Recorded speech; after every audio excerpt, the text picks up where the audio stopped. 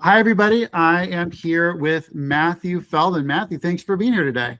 Yeah, thanks for having me on your cast here. I appreciate it. Absolutely. Well, I think it's going to be a real treat today. Matthew is a FedRamp expert, so we're going to learn together. But before we do that, I wanted to ask you, Matthew, if you talk a little bit about, who you are, what your career so far has been, what you're doing today. I think that'd be great background for our audience. Sure. So I'm Matthew Feldman. I've been in IT and cybersecurity for about 30 years now.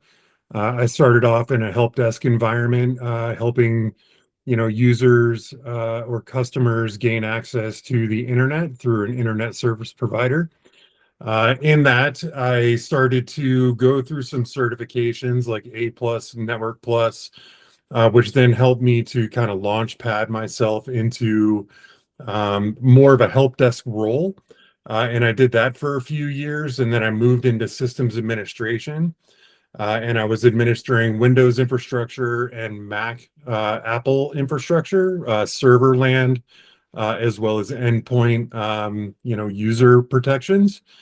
And then I ran a technical operations department for a company called Home Advisor, where I helped them gain access into PCI Rock 3, which is a high-level PCI certification, SOX compliance, and other compliance frameworks that they required in order to continue their business. From there, I became a cybersecurity instructor, and I was teaching Windows security, logs and detection, um, GRC and strategy, frameworks within that cybersecurity school. And then I moved into audit compliance, where I became a FedRamp auditor for a company called Coalfire. In that, I moved from a senior consultant into a senior manager and then into a director. During my tenure there, I went from assessment to advisory and then back to assessment. Mhm. So I learned kind of both houses of how to assess the environments and then how to advise on how to be compliant within those environments. From there, I went to Cellebrite, which is where I'm at today. I'm a director of global compliance for Cellebrite. I manage our FedRamp High authorization, which we are just about to actually officially receive. Nice. And I'm working with other compliances like Australia, Singapore, Germany, Canada, and a myriad of other governmental compliances for SaaS solutions to be compliant with the government regulations. All right, so Awesome. that's a little bit about what I do. It's an awesome background, and it's incredible to see that you've been doing this for so long and kind of gone through all these generations of technical change. I want to jump right in and ask about FedRAMP, because I think that that's the place where you're clearly a world-class expert, and my audience I think would like to learn about it. Let's start with just the very basics. So what is FedRAMP, and what sorts of organizations should try to get that? So FedRAMP is a compliance framework based on NIST 853. Right now it's on revision 5. It is the requirements that are in place for the federal government to do business with cloud service providers, otherwise known as a CSP for short, right? When you get into FedRAMP, there's like a myriad of acronyms that get thrown around. So if something I say doesn't make sense, please just ask and Alas. I'll explain it, right? Thank you. So again, it's a framework for SaaS solution providers to work directly with the federal government. The framework is the minimum set of requirements that are needed in order to pass an audit that showcase that you're meeting these complexities that are in place, right? So some of those complexities are encryptions for data at rest, data in flight, how the systems are being hardened, right? So using a STIG compliance for system hardening or other benchmarks that are required to do those hardenings on how the operating system is configured. So everything is based on like a least privilege, least access. Everything is controlled and who has access to what, the justifications for it, patching and monitoring, logs and detection, incident response plans, right? It's a very in-depth process. NIST 853 has a myriad of controls that you kind of have to identify and follow and review on what you're doing. So it is a very complex area to be in. The reason that I enjoy it is because it's so prescriptive and it's such a hard regulation. It ensures that the organizations are applying a rigorous set of cybersecurity controls. For anybody that's been in a privatized industry, privatized usually comes with a lack of security, a lack of controls, a lack of budget, and there's no mandate that states that they have to do anything better or different, right? So a lot of the reasons that I moved into compliance was because I got tired of hearing we don't have budget, we don't have time, it's not going to happen to us, right? And that's a hard space for me to be in as a cybersecurity professional because I want things to be better and more compliant or more secure, right? And so the compliance kind of pushes the organization to be in a better position, in a better posture for protecting those boundaries, right? So I like FedRamp. It's the hardest one to be in. PCI and HIPAA or other compliance frameworks don't even come close to what the FedRamp requirements are. So for me, that's my enjoyment. It's easy to, for lack of a better term, thump the compliance Bible to go, you must do this if you want to do business with the federal government. The good news for it is that when I came on board with Cellebrite and I showcased all of the requirements that are needed for FedRamp, they've started to bleed that into the commercial boundaries of their environment to align better with that security posture, which is a great byproduct or by processes that are now taking place. Hardening is going on in more locations. Encryptions are going on in better formats like AES 256 or higher, or FIPS 140-2-3, which are hardware certificates that are applied to the system that ensure that the system is running in the compliant fashion, right? So by bringing on some of these compliances, it elevates the cybersecurity posture of all of the other frameworks or boundaries within the organization. Mm-hmm. Gotcha. Okay. That's amazing background. Thank you. For the folks that are listening that are kind of earlier in their career, are there certain certifications that you personally had to get in order to be a FedRamp implementer, if that's even the right term?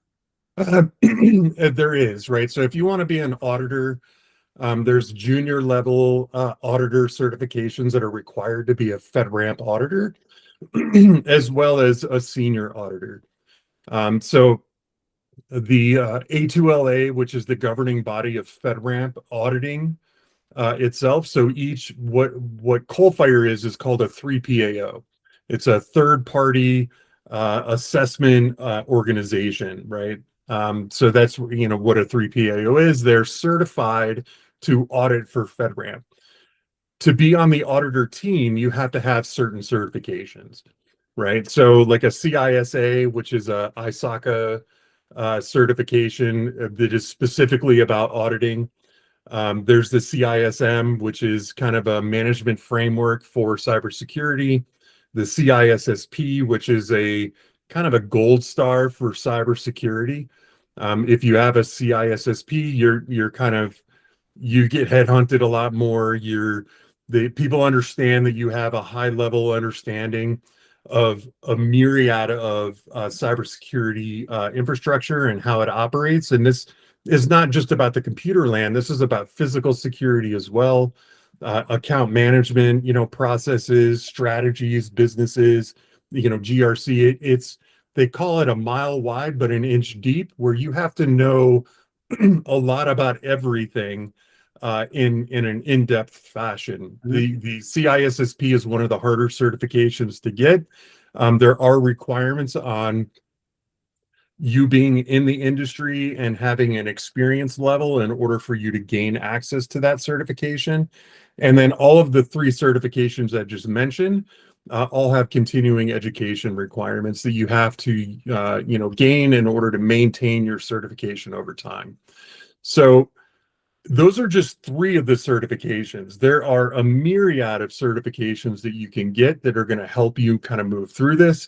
There are lower level certifications that you can grab, like Security Plus. The IC Squared has like a cybersecurity security certification. It's entry level. The CompTIA has kind of put out a roadmap on certifications in the past, which I share as a mentor with a lot of cybersecurity professionals that are coming up through the space.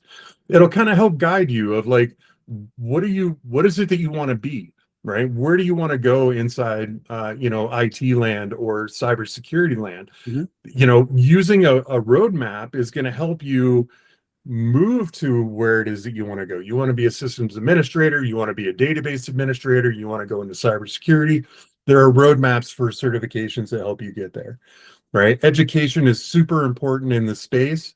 Cybersecurity is a very passionate area, and if you don't have the passion for it, you're not going to really do well in this space.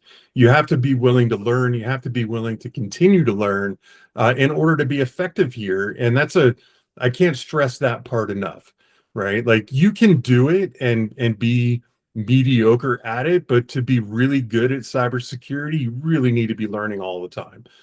Reading white papers, reading about breaches, reading about how they are affecting boundaries and infrastructure, and how do you blue team yourself to be protected, or purple team where you're attacking yourself and defending yourself against these adversaries. So what is my risk posture? What is the risk appetite?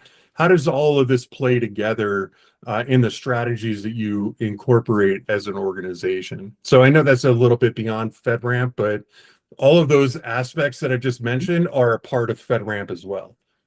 Gotcha. Okay. Yeah, that makes perfect sense. And I think that one of the things in your comments was you talked about how all the other kind of certifications in the cyber world kind of lead up to FedRamp, which you said is the most challenging of the frameworks to implement. If you walk us through the FedRamp process, I know that you had mentioned that your organization is now about to get, I think, the top level of FedRamp. So how does that start? And I guess in my mind, I'm thinking, if you're a startup, for instance, and you want to sell to the federal government, is there one level and then it kind of like ramps up from there? No, so this is based on data classification. So when you're looking at your data, there's a document called FIPS 199, which is a classification document that is required by FedRamp. You have to kind of go through it, understand what the frameworks are, and it gives you kind of like a chart, like low, moderate, high. And if you are selecting any of the data across the board, right? So you have low, moderate, high, low, moderate, high. And if you select the boxes based on your data, if one of them equals high, you're high baseline. If they equal moderate, you're moderate baseline. If you don't, and you're low, then you're low baseline. So what that means is when you select your data classification, that is how many controls are in scope for your organization, right? So a low, I can't remember off the top of my head what the count is, but like moderate is 325, high is 425, I want to say, but I could be wrong on those numbers. Please don't quote me. Rev 4 to Rev 5 kind of changed some of that. And I don't pay too much attention to the total amount of controls in scope. I just have to go through my list, right?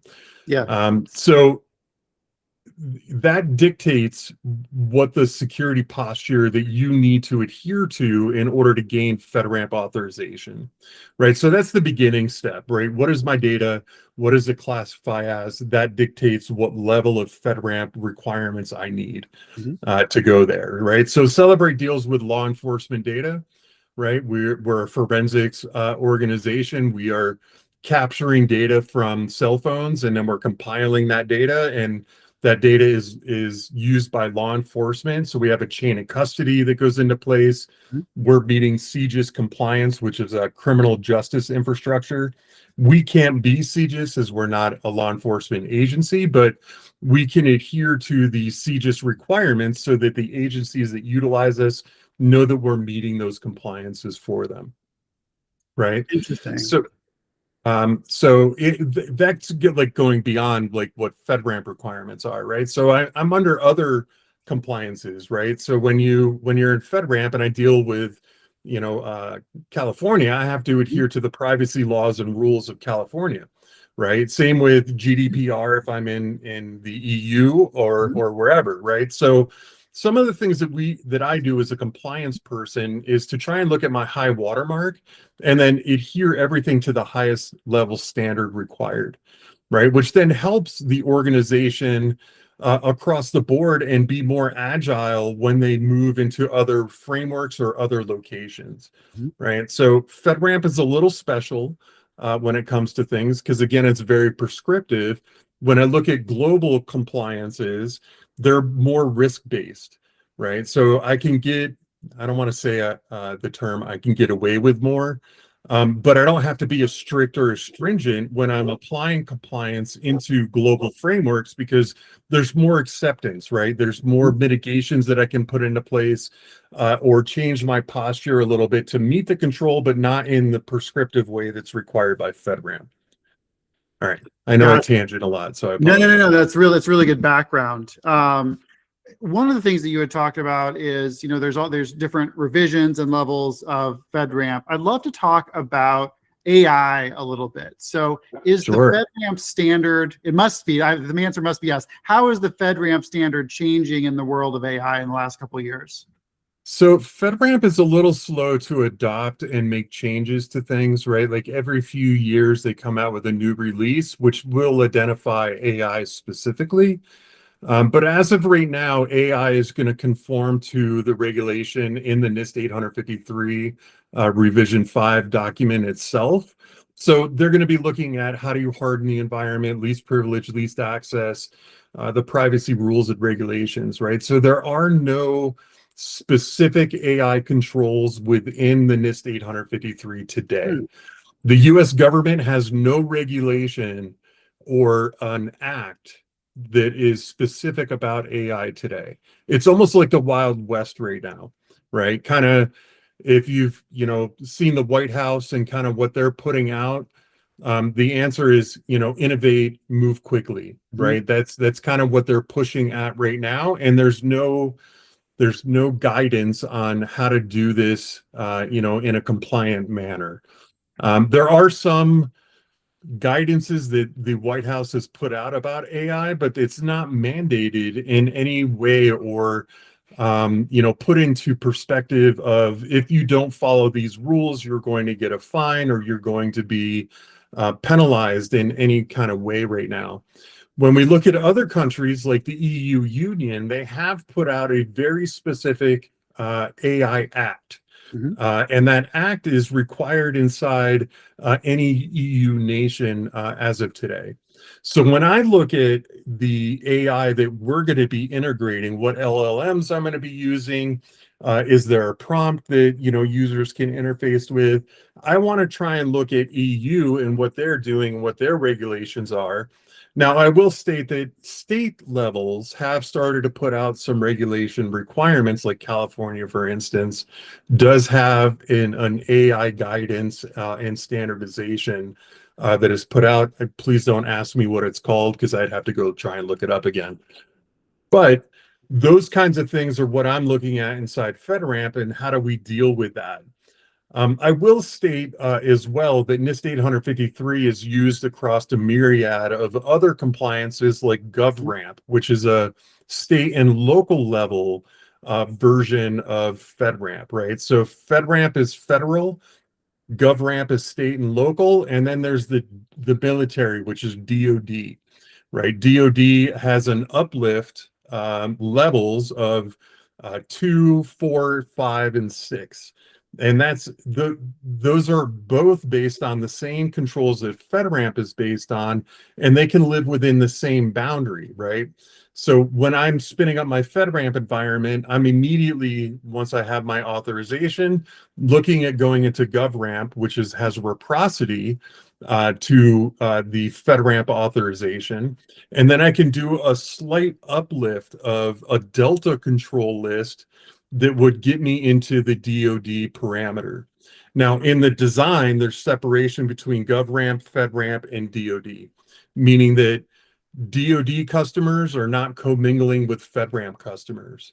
FedRamp customers are not commingling with GovRamp customers. So there's logical separation within the same boundary that I'm creating.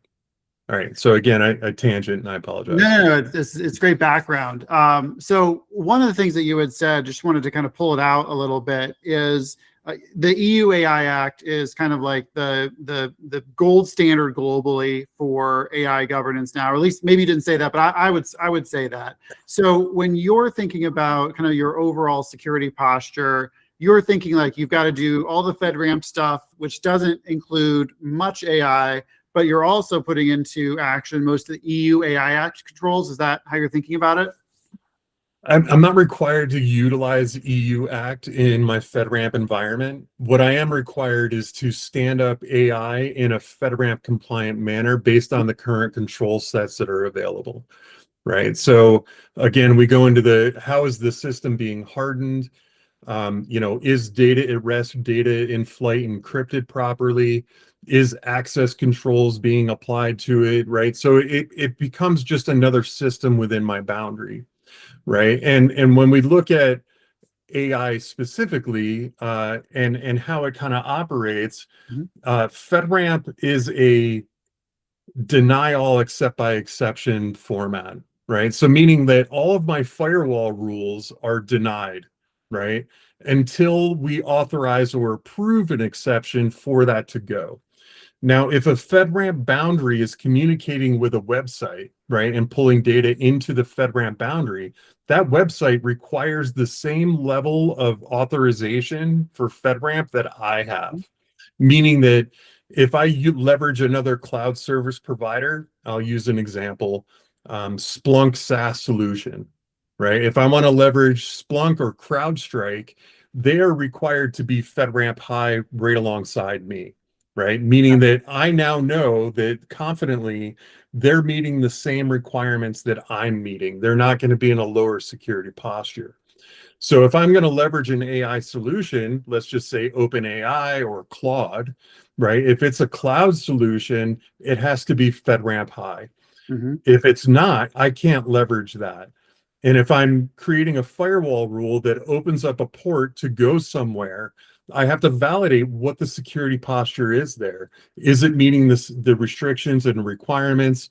Am I, doing some kind of a validation check, a security questionnaire? Like, do you have, all of these security requirements in place in order for me to leverage your infrastructure, right? So AI is going to follow the same rule sets. Now, if I install it inside, right, and I'll use AWS as an example, they have AWS Databricks, which is part of their AI solution.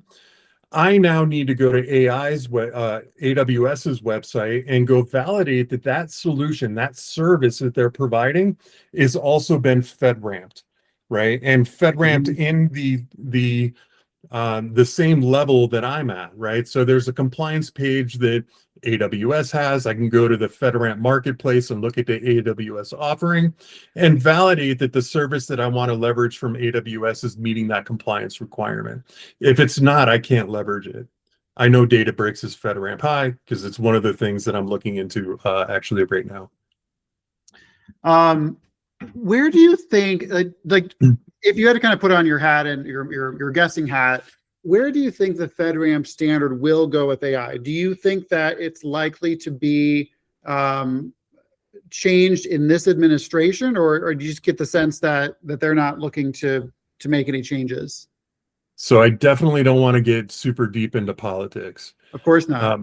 However, The current state that I'm seeing from our current administration is looking less regulation, right? And we're seeing that across a myriad of regulations that have already been put into place. And I'll just, throw out the EPA, for instance.